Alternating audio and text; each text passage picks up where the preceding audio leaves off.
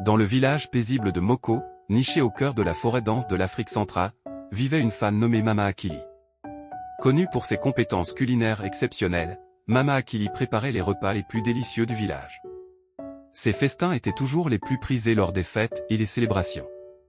Cependant, une rumeur sombre courait parmi les villageois. Certains chuchotaient que Mama Akili n'était pas simplement une excellente cuisinière, mais aussi une sorcière cannibale. Les enfants du village disparaissaient mystérieusement, et beaucoup commençaient à suspecter que c'était l'œuvre de Mama Akili.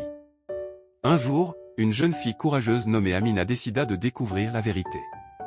Amina avait perdu son petit frère récemment, et elle était déterminée à découvrir ce qui lui était arrivé. Une nuit, elle suivit discrètement Mama Akili jusqu'à sa maison isolée à la lisière de la forêt.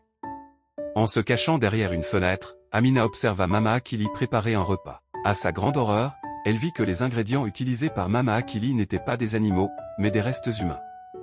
Amina recula avec horreur mais garda son sang-froid. Elle savait qu'elle devait avertir les autres villageois. Le lendemain, Amina rassembla les villageois et leur raconta ce qu'elle avait vu. Au début, beaucoup étaient sceptiques, mais Amina les convainquit d'aller vérifier par eux-mêmes. Les villageois, armés de courage et de torchers, se rendirent à la maison de Mama Akili.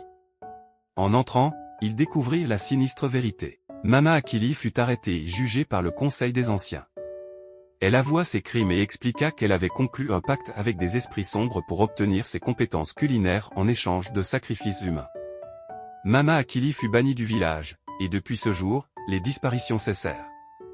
Amina fut célébrée comme une héroïne pour son courage et sa détermination. Le village de Moko retrouva sa paix et sa prospérité, et les histoires de la sorcière cannibale furent racontées aux générations futures comme un avertissement contre les forces du mal et la nécessité de toujours veiller sur les plus vulnérables.